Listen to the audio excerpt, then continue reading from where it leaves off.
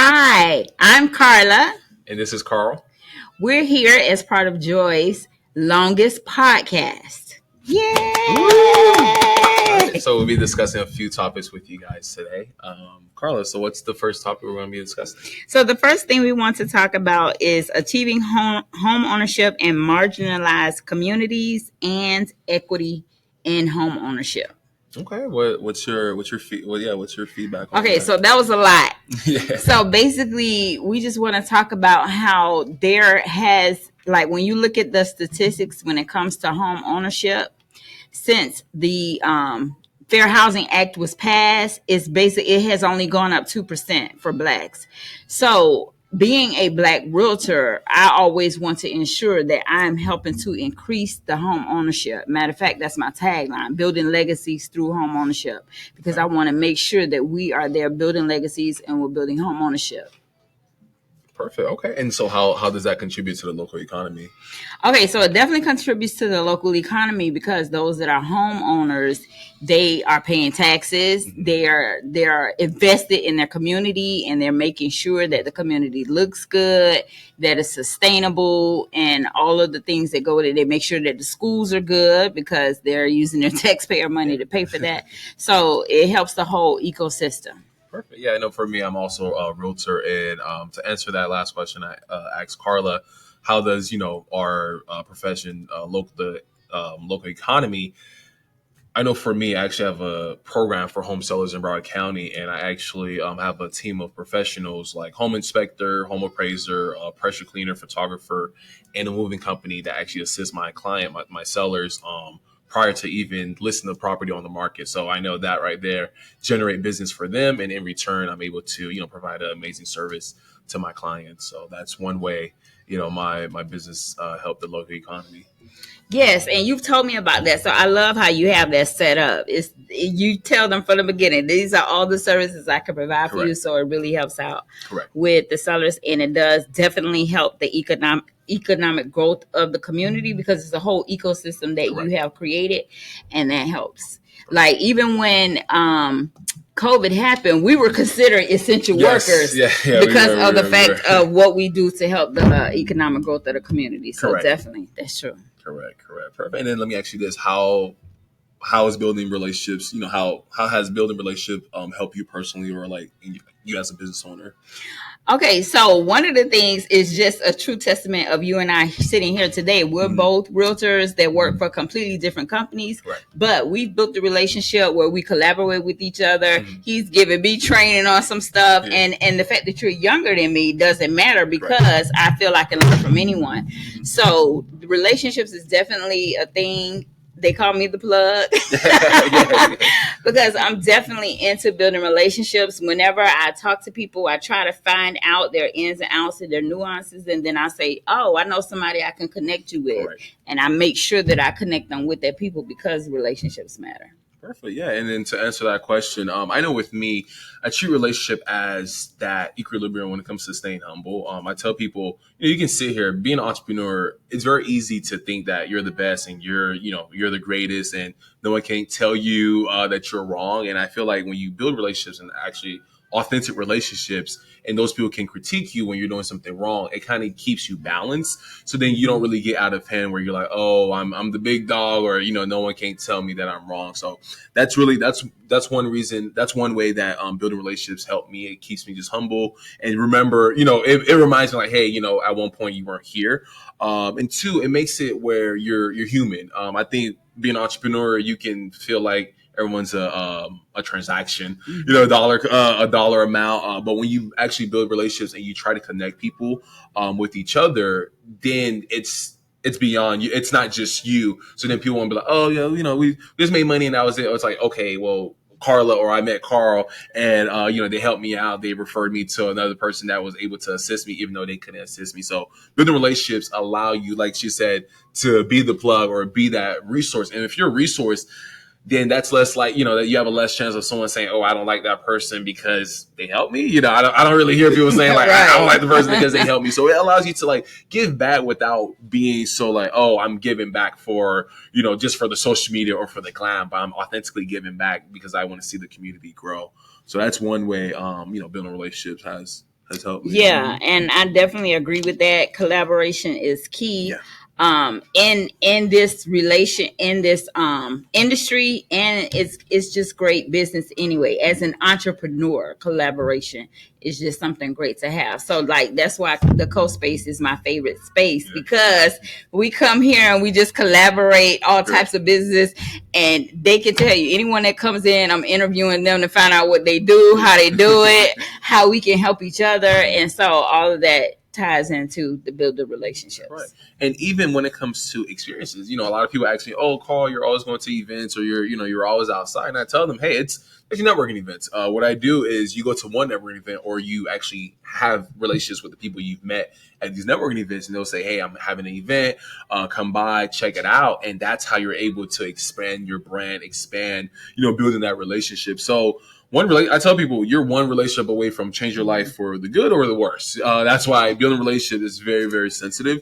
You want to make sure that you build a relationship with the right people and know when to, cut it off. Because sometimes you'll build a relationship with someone, you're like, okay, hey, it's not going how we would like for it to go, and it's okay. We'll go our separate ways. You're very diplomatic about it, because at the end of the day, your brand, that's the only thing you have.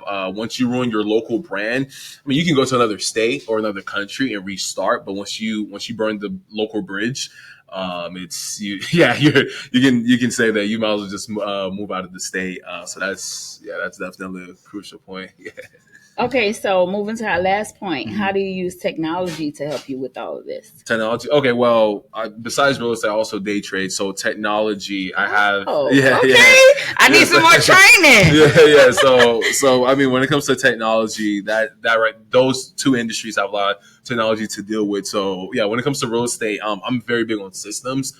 Even down to my website. I use Fiverr. If you guys never heard of Fiverr, check them out. It is not a promo video, but yeah, yeah, check out Fiverr. They're really good. I was able to get a few people to create my systems and create a flow chart for me. So that's how I've been able to use technology. And you can't forget ChatGPT.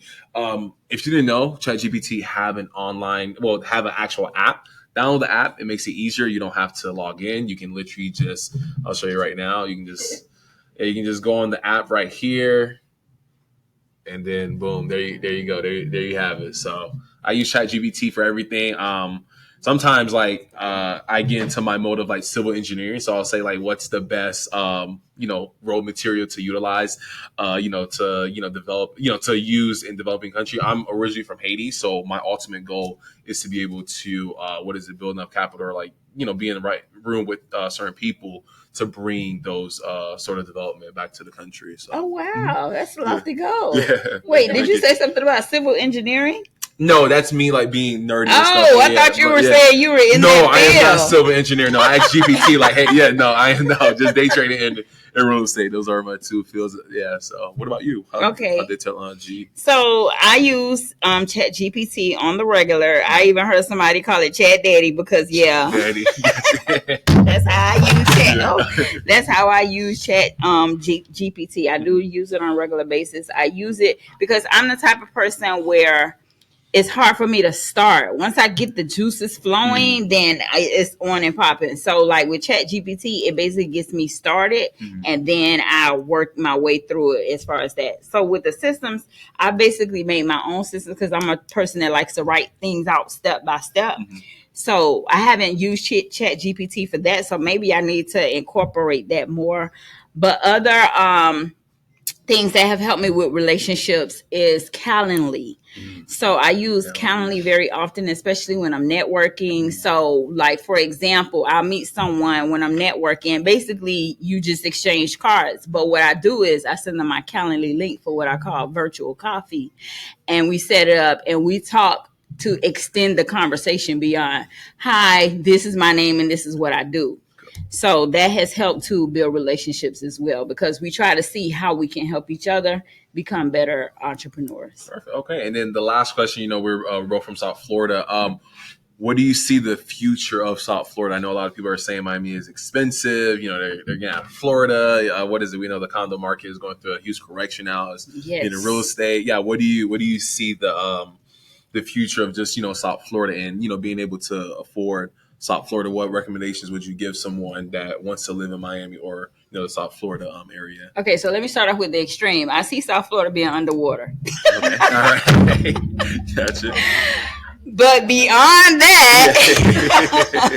so yes, it is expensive here because we live where people vacation. So people want that slice of it. The problem is that people buy vacation homes, and the people that live here now no longer have a place to buy because the people that are buying vacation homes have already bought the spot, and that's bringing the real estate prices up. So that's a problem that we've always had here. As far as the correction you mentioned, the condo, and that used to be an entry point for a lot of first time home buyers. But because of that condo correction that you mentioned, that's now becoming untenable for our clients, because they have to now worry about new condo association fees or assessments that bring the prices up. So that is something that we have to contend with. As far as, the only thing I can say is, two income households.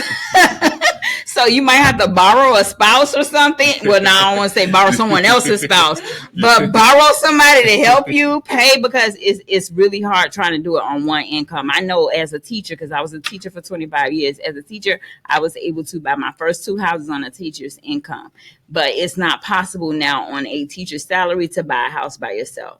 So it definitely has changed in how you have to look at things. So you may have to get a co-borrower or a co-signer, but you need to be creative. And if you reach out to myself or Carl, we can tell you creative ways that you can get into those homes, because you don't necessarily have to get into your dream home. Just get into something that you can afford, because we don't want you to be house poor. Get into something that you can afford, let it gain equity, and then use that equity to now buy your dream home.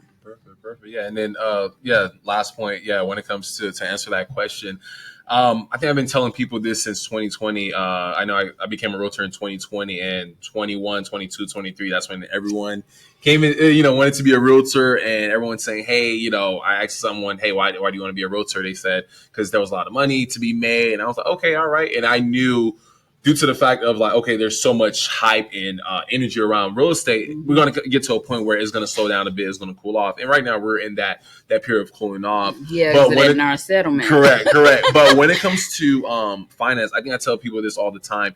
You have to be more proactive with your money. I know, what is it? They didn't really teach us financial literacy in high school, middle school, or, K through 12. But now it's not really the time of like, oh, I just want to be a spender. I don't really care. You only live once. It's not the time to have that kind of mindset, because if you do and you're not bringing in that you only live once kind of money, then now you're going to say South Florida or Miami is very expensive. Because I actually live in Miami, but I don't do all the Miami things. I make sure I plan it out. So if I know I'm going to an event, I make sure, okay, hey, I know how many events I'm going for that month. So I think it's going to be like the Miami before COVID, because I grew up in Fort Lauderdale. I grew up in Sixth Street, and they're actually justifying where I grew up. I always visit my parents there, and the amount of new constructions that they have, I'm like, oh my gosh, like it's changed drastically. So I tell people, South Florida is now a train that's moving. So the what is it? Oh, we went to Wynwood, or there's a lot of dangerous spots.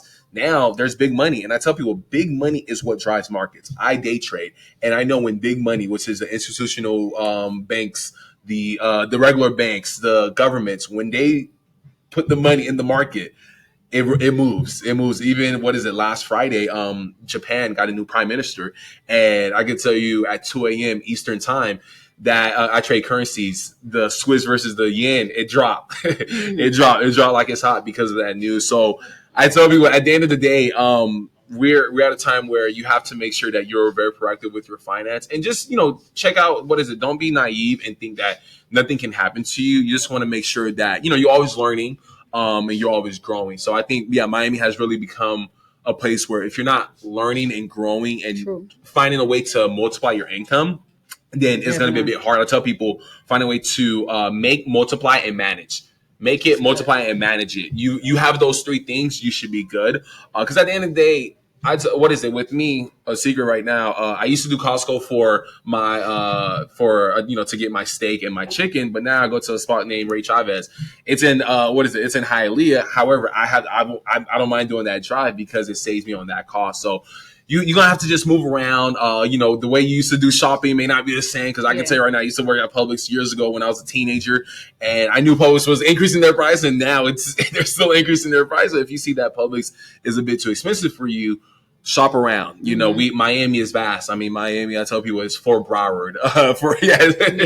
It's it's like 4 times the size of Broward County. So that's all I have for you guys. Well, it's good. So you're saying you didn't go from steak to potted meat. You just got to start getting your steak from one place to another. Okay, I call it the Hispanic Costco. I call it the Hispanic Costco. Yeah, Ray Chavez distributor. Check them out, guys. I got a ribeye there. They have good options. Actually, it was good. It was good. Yeah. They need to give you some money for that plug. So, but yeah, you just have to be proactive. The time of just we're in Miami and I don't really have to know anything or make money.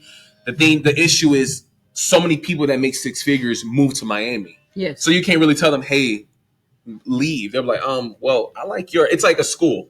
If you're because I went to Walker Elementary School up in Fort Lauderdale. When I went, we were like a DNF school. Now it's like an A or B school now. But how did that happen? Through change. Yeah.